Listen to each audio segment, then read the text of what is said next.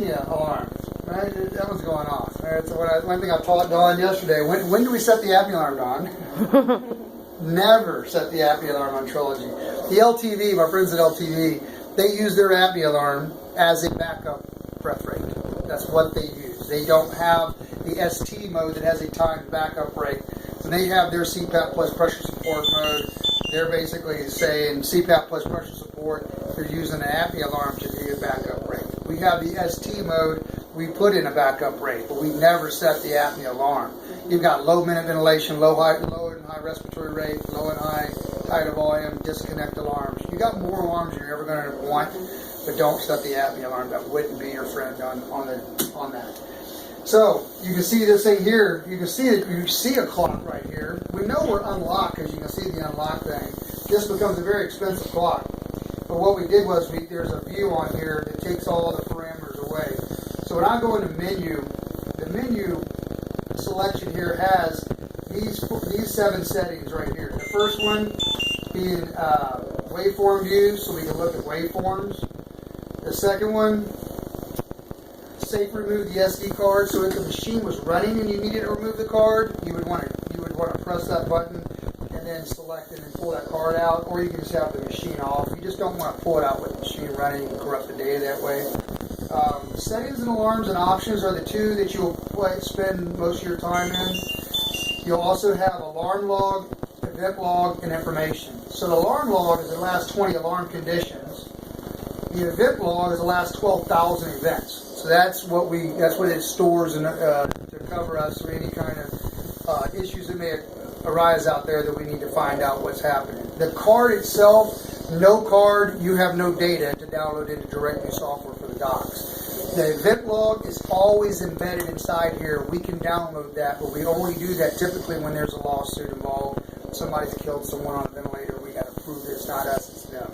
So that's the unfortunate thing, but that's exactly why we use it, and it catches usually a mom a year doing that to the baby. So unfortunate, but always know that that's in there. If we ever had to go download it, I can show you how to do that, but the data is very raw and not so friendly to look and evaluate from a clinical perspective what we need to do, right? But we had a CPS case here in Austin where the card went corrupt on us. We had to download that event log to see what activities were occurring. That's just, it's not often, but when that occurs, know that that's in there, okay? Now you see this thing going off so much. I'm going to go into options first. So I go down and, actually I'm not going to options, I'm sorry, settings and alarms first. So I go down and turn the apnea alarm off. Since we skipped to that. Can I interject right quick? You can. A lot of times, and recently this just happened, it was an adult patient where the doctors actually said copy and paste basically from the hospital vent to the Trilogy all the alarms, and the RT in charge, she did exactly what she was told, and she put in all the apnea alarms. Sure. And then when I did the home follow-up, of course, the family's telling me this is driving us nuts, and so I called to double check that there wasn't an actual written order, and of course there wasn't, so I turned them off. Right. Yeah, it becomes, those are some of the parameters that are prescribed versus what I teach you guys to select. And I'm going to talk about a few of those modes, and some of the things I talk to the docs say, Doc, you don't need to worry about prescribing this. I teach therapists to do this. That's one of them, right? The apnea alarm. The last thing I got to try is explain apnea alarms to a doc. You know, that's the last thing they want to try to hash out, but that's a good point. And believe me, it will drive them nuts. When you look at options down here, options is how the box looks and sounds. So this menu access is full. If you wanted to lock a patient out from being able to change your alarm settings, that's where you would do it. Because you would put them in limited menu access. Okay? Now, we had all this off of here, detailed view, because people calling you about different parameters on the, or bugging you. They're very anxious about the numbers. You can take that out, like you said, but we like the numbers, so I'm going to turn them back on so we can see what's going on. We've got English I'm going to stick with today. Pressures, units, pressures, the sound of the alarms, the backlighting, screensaver. So at night, you might use a screensaver so it doesn't illuminate in the room and shine and wake everybody up. So the screensaver is perfect to do that. And then the brightness of the screen, month, day, time, year. And then down here, again, all about what the box looks and sounds like. Now you see that it says My Settings now, not Settings and Alarms. Because I locked us out. If I go back to the main menu, you'll also notice there's no unlock key. That's another way you know you're locked out, right? So what can the patient do? They can go to My Settings, and we let them do the nebulizer enable function. Nebulizer enable function is if we're getting nuisance alarms during a neb treatment. Turn the nebulizer enable on, all right? And with it on, then you'll have 20 minutes to silence any nuisance alarm related to the neb. You can give that treatment. It'll time out. You don't have to worry about it as a therapist. But honestly, we're not hearing much of that complaint. So I don't think I would go teach everybody to do that. Let them just do neb treatments like they've been doing. If you get the complaint that this is driving me nuts during a neb treatment, do the nebulizer enable function. That's exactly how I'd approach it, because we've just fine-tuned it to where we may not even need that function. But I never say never. So that's why My Settings are in there. So what's the secret to get in? Like You know? Huh? Like up in the right. Yep. Alarm silence and down arrow, right? Oh. Almost. I'll still give you a clutch. But down arrow and alarm silence is that secret handshake to getting in. That's the secret. And how do I know now? Well, I see settings and alarms. Now, the first thing I'm going to do is I'm going to options, and I'm going to turn that off, because I don't want to sit here and do that with you guys. Or you may not want to do that while you're in the hospital either, right? So you go to limited and make that back to full view, right? But we'll leave everything else on there. So that's your full view of what you see, what's going on. What's a spontaneous breath look like? It looks like this right here. Okay? You can see that we're in a volume mode, assist control, which I don't think anyone in my territory should be on assist control. But if they were, this is what it looks like. You see the low and high little alarm conditions there. When you're in pressure modes, which we use more of, PC, STs with AVAPs, you won't see these low and highs because everything's automatically set 5 above, 5 below the set pressure as an alarm. You may be asked that. Where's the high pressure alarm set at? It's automatically set 5 above the set pressure, okay? 5 below. We don't always want to count on disconnect or those types of alarms anyway, right? We like minute ventilation alarms, disconnect alarms, because sometimes you can disconnect and it won't be enough for those alarms to go off. Always set redundant alarms that whatever your normal protocol might be, which minute ventilation and disconnects seem to be the most popular. Okay? And so now, looking right here, we're unlocked. I've got a card right in here. If there was ever an X in that card, you see it on the screen, it's a bad card itself. The SD cards get corrupted. We just need to get a new card. Call the office. You call me. I can try to facilitate some cards or whatever we need to do. And if a patient calls with that, they have many times they have told me, "Oh my God, my machine's broken. There's a big X in the middle of it," and I just have to explain the card's bad. You know, Yeah. I'll be out there in the next day or two, and we'll switch out the card. But your machine's still going to run fine. You bet. You bet. And we've got that event log that kind of backs us up if we really needed to see anything. But what will be is that doc who wanted the download is going to be mad at him. So he's the sales guy. We'll blame him. Yeah, let him go smooth it out. It's my job to take all the blame and branch. Yeah. Then he comes to his office and calls me. Right? But no, that's really what it's really managing those expectations. Sometimes we get a bum card, doc. Sometimes we don't. The Bluetooth is the future. We know this, right? So those cards will be a thing of the past. Bluetooth has been embedded in our events now for about a year and a half-ish or so, a year and a couple months. So they're out there. I bet you guys own a bunch of them already. So when it's time to get Care Orchestrator comes out, that should be very turn the switch on. Then you'll have devices Bluetooth to a hub and sending it to the cloud. It's beautiful. You guys. Good stuff. We teamed up with Qualcomm, which is they're a very, very good company in that business. So they're working with our engineers right now to make that process as seamless as possible. Lots of therapists all ask me, I want to be able to change the settings remotely. You know, you're not going to see that for quite some time. We've been able to do that for many years, but our legal team has other thoughts, because you can imagine the liability of remote control changing vents. So that's not something that my competitor does or is going to do either for any foreseeable future. You just can't imagine. I mean, therapists, we're making changes. We need to be able to see our patient, right? Not having that ability to do that, you can see why our legal team is kind of iffy about that. So I want to tell you that, because I don't want you to have these idea is that that's what you're going to get. You're going to get seamless flow of data, very organized way to monitor and track your patients, and it'll be something for you to sell as well, because we're going to be connected into those EMR systems at the hospital. Docs will have access. I could go on and on. When that comes out, we're going to sit down and talk about how do we position that. How does that help medical supplies in general? Because imagine in Houston the hundreds of people we got out there. You know what I mean? So that's going to be a big deal. And then overnight should save you guys some money right on that bottom line as far as efficiencies. So, and the therapist should love you temporarily. So, Temporarily. it's always temporary. Until the apnea alarm goes off in the middle of the night. but then I warned you. So looking right here then, you're looking at the modes. So settings and alarms, here's the modes, dual prescription. So you can turn dual prescription on.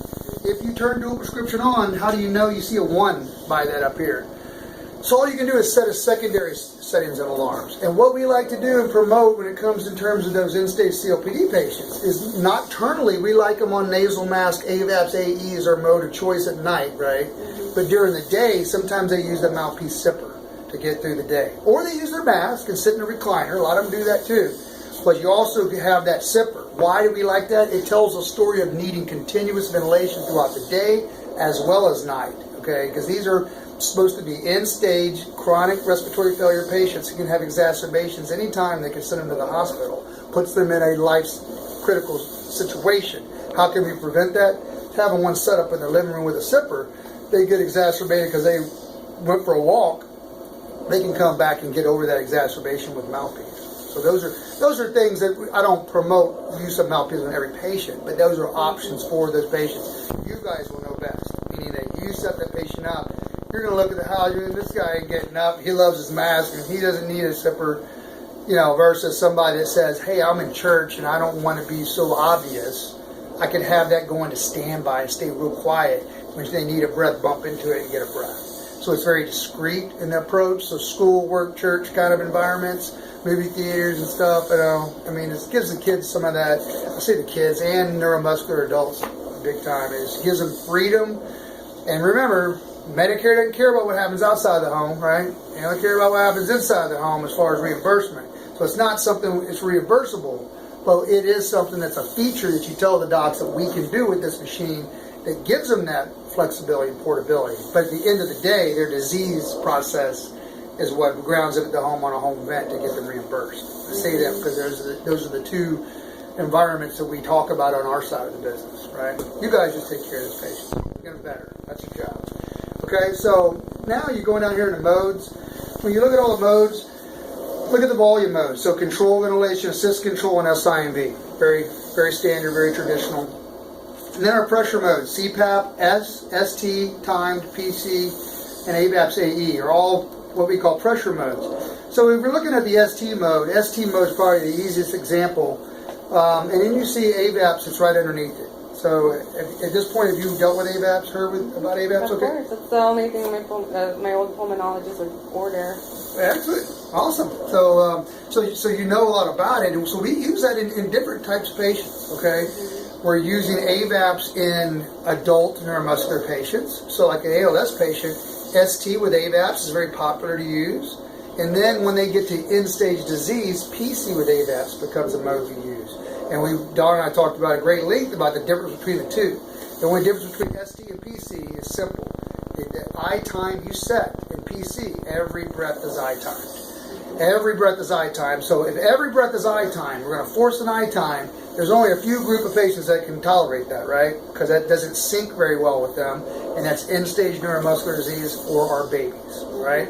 So that's when we talk about it. So when I'm dealing with the ALS population up this corridor, Interstate 35, if it's Corbett and these guys over here in Georgetown area, or if it's all the way to Carleen Jackson in San Antonio, which produces the most ALS patients referrals all the way up to Waco, all the way through this corridor, that's their regimen. That's how they go about it. They use cough assist, which you guys are very familiar with, and then they go into using Trilogy ST with AVAPS, and then end-stage disease, we might throw that dual prescription on there and put PC with AVAPS. Imagine being an ALS patient breathing, and you're getting tired because you're getting weaker. We don't need to wean these people, right? They're not weanable. So when you go to PC, you rest them.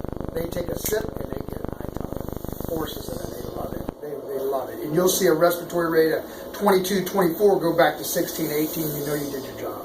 If you're an ST with AVAPs and you're ventilating them like a champ, but they're breathing 24, they're sweating, you kind of get the picture. It's not a work of breathing issue. I mean, it's a work of breathing issue and a muscle fatigue issue that's not going to correct themselves.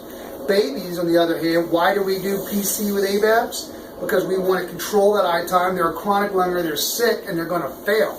If they're on ST, we had this challenging kid in the Woodlands, ST with AVAPs, did really well, went home, did really well, but kind of had some issues and came back to the hospital. And now back at the hospital, that's where we said, made some suggestions, possibly try PC with AVAPs, controlling it each and every eye time. Sounds like they did some other tweaks, got him stabilized, but you never know. That same kid could be teetering on, and as I told Dawn, the sickest child, sickest patient in general, is on a pressure control mode, period. Less sick, ST modes. Less sick than that, SIMV modes. Remember, we wean with SIMVs, and we do want to wean these patients off, but they didn't buy the blue box because they could wean. They bought the blue box because they couldn't wean, right? So we want to stabilize them first, and then work with the pulmonologist and say, hey, let's get them off of this. How do we go about it? And just move backwards what I just told you. Make sense? All right. So looking at ST right here. Now we've got, so here's some numbers right here. 20 over 5 and breath rate of 10. It can't get much easier than that. Looking at my lung back here, that's what I was talking to Dawn about. How do we pick pressures? If we turn AVAPs on, right now we're just 20 over 5. If I turn AVAPs on, okay, then underneath it, here's some other parameters. The first one's called AVAPs rate. What do I set AVAPs rate on, Don? 5. Very good, Don. All right. Because I taught her this a few days ago. I told her I was going to quiz her. A 1 to 5 on AVAPs rate, and the reason why it's on 5 is because it's on a 5 for everyone on this planet. And why a 1 is slow, 5 is the fastest. The idea that it's called AVAPs rate is one of the biggest problems you're going to have, is because you're going to get to hear that. You're going to be asked that question. And even Mr. Salesman Center Manager is going to be asked that question. What's AVAPs rate? AVAPs rate is the rate of response, the rate of change. How quickly does it change? Can you tell me, Doc, a clinical reason why you want the machine to respond slowly to somebody not getting their adequate tidal volume? I've yet to have a doctor tell me why they would want that to happen. So an AVAPs rate of 5 for everyone, unless somebody enlightens me on something I'm unaware of, right? The point is, it wants to respond fast. And that's what AVAPs rate of 5 does. That does not need to be prescribed. It just needs to be educated. You guys, you always put AVAPs rate on 5, okay? Unless the doctor tells you. So, not Dr. Cherry, Dr. whatever. And for the video, I'm not a doctor. I'm just kidding. I can hear me now. You know. So AVAPs rate of 5. Now we got to target tidal volume underneath here. Now let's go ahead and use this. Since we're talking adults, let's talk about this adult patient. This guy right here is breathing. What's his tidal volume? 519. 519. What's my target? 500. 500. Yeah, sorry. It's a little bit more challenging. So 500 is your target. So I'm already kind of saying, okay, now underneath here is IPAP min and max and EPAP. So the question is, where do you set IPAP min and max? About 5 or 10 over your set IPAP. Close. And then that set IPAP might actually be there for a reason, right? It may be yielding the volume you want.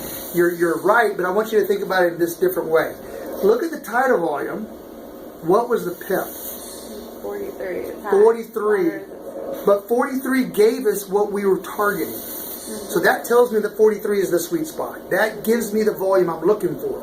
So just like you said, that would be the IPAP, right? Probably. Because that's if the patient was on that. So you move them over and you surround the 43 with your range. So what would I do? I would come over here to IPAP max. And these are some pretty high pressures because of my lung here. We'll call him some stiff lungs here.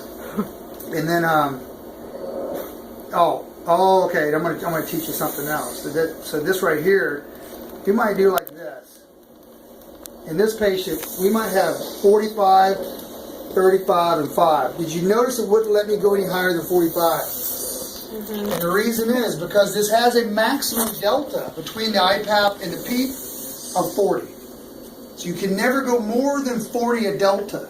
So when I had 5 a PEEP, I got up to 45, it says I'm not giving you anymore. Because that's all I can give you, right, is that delta. The box itself can go to 50 max. I can give you 20 a PEEP with a limitation of 40 a delta.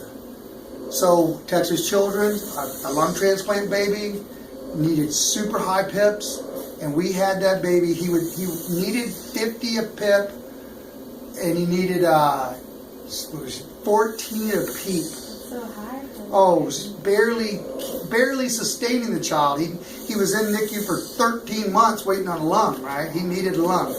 So my point is, I said to them, what I can give you is 50 a PIP, but I can only give you 10 a PEEP. Why? The delta. Yeah. I could give you 13 a PEEP, but I'm going to have to come off, I'm still going to bump up against 50. So that's truly, that baby maxed out the trilogy to the max. And that's in pressure control mode because now I can control I times on every breath. So that's the sickest example you can get, right? And did it work? It did work. It did work. And it worked after many failures, which I get all the time on PCSIMV. Every doc wants to take a patient from a critical care vent and put them on PCSIV to go home when they're chronic lungers. They work almost never on PCSIV. Why? What's PCSIV? To wean them. Remember my story? PC with AVAPs, ST with AVAPs, then the SIMVs. So maybe ST with AVAPs might work, right? Because they'll breathe spontaneously, trigger, they cycle, and we do that on a bunch of babies.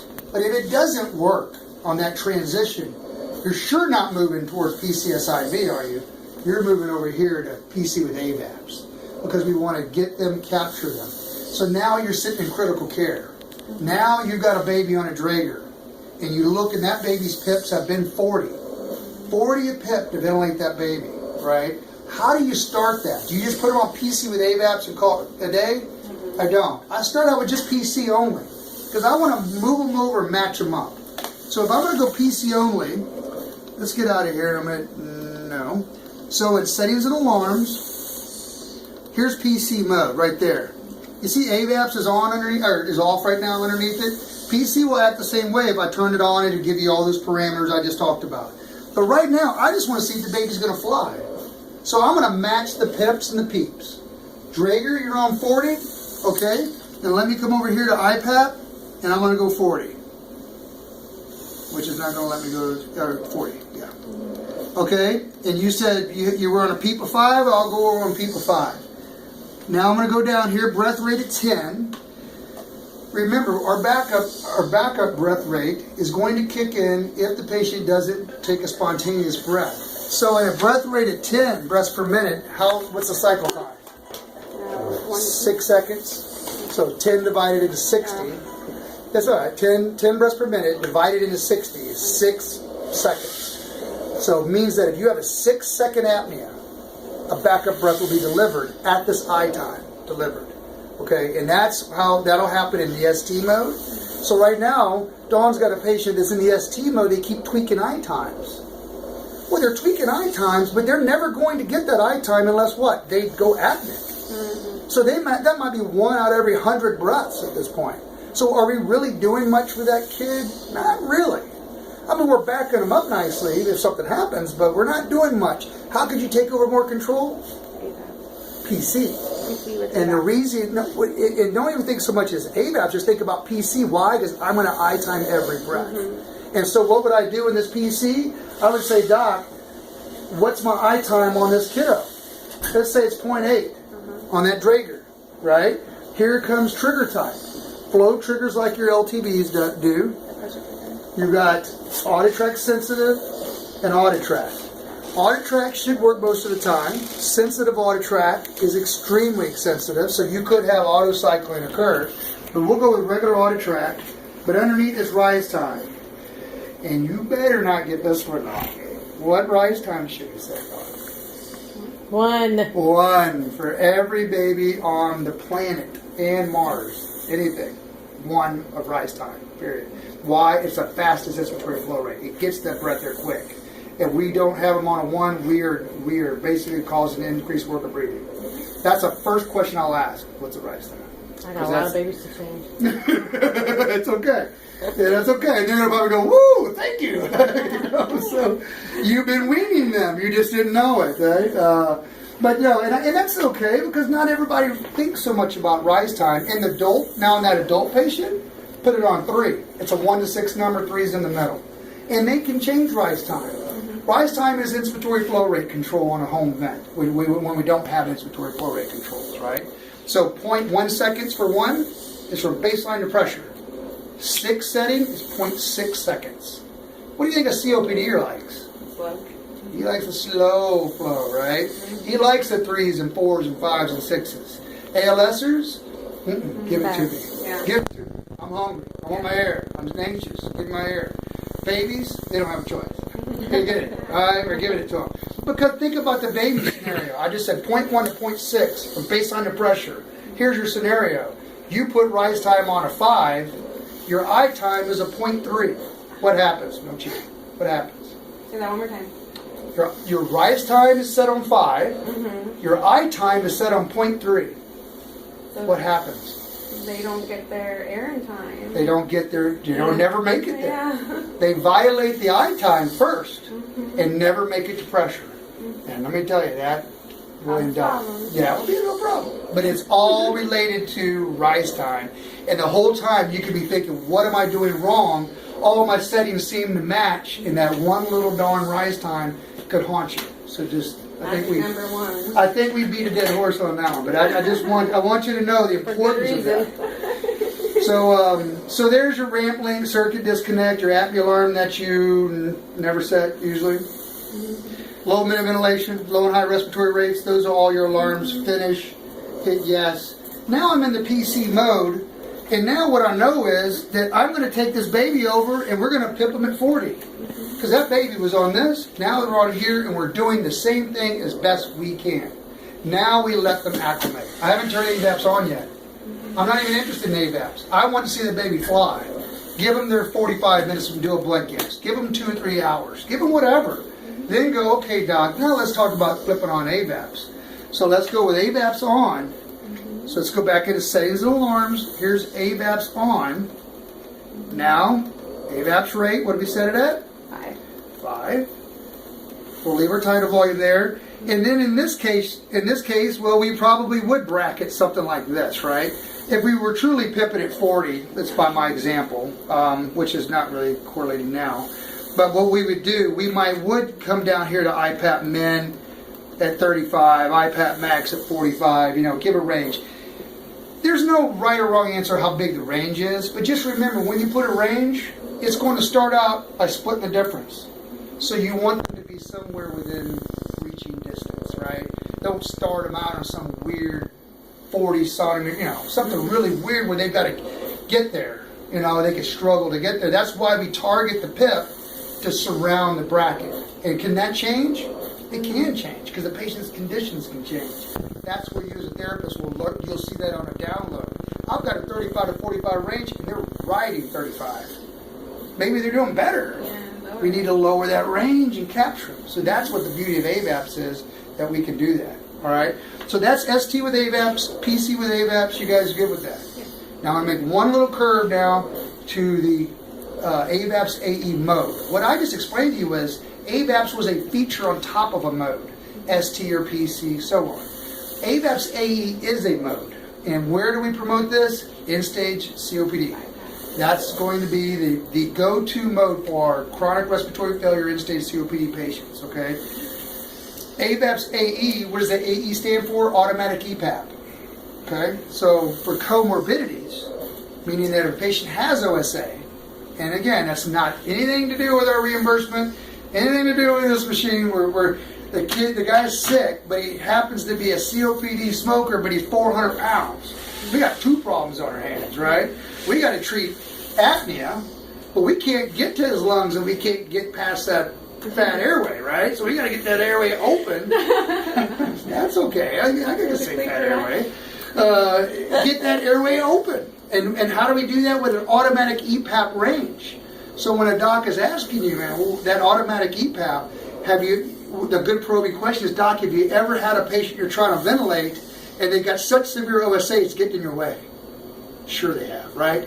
And that's where AVAPS AE is a solution, because now we can put an EPAP range to treat it. If you know the patient, if this patient you're setting up is I think it was basic active ventilation or... The one on Monday.